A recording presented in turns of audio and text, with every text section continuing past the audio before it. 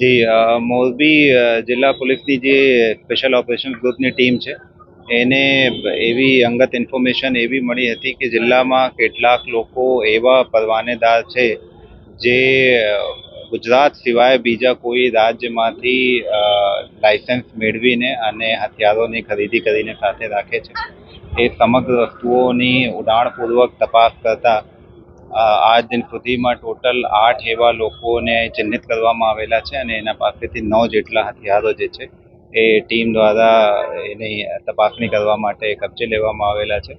હાલ પ્રથમ દૃષ્ટિયા એ તમામ જે હથિયારો છે અને હથિયારના જે લાયસન્સ છે એ નાગાલેન્ડ અને મણિપુર રાજ્યમાંથી એની મેળવીને ત્યાંથી ઇસ્યુ કરવામાં આવેલા છે.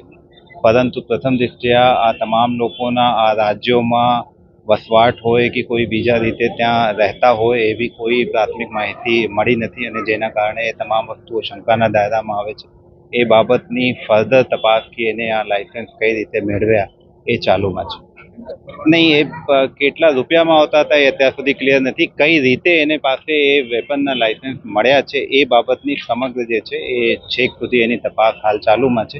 એક વખત એમાં ક્લેરિટી આવી જશે તો વધી વિગત જે જણાવીશું.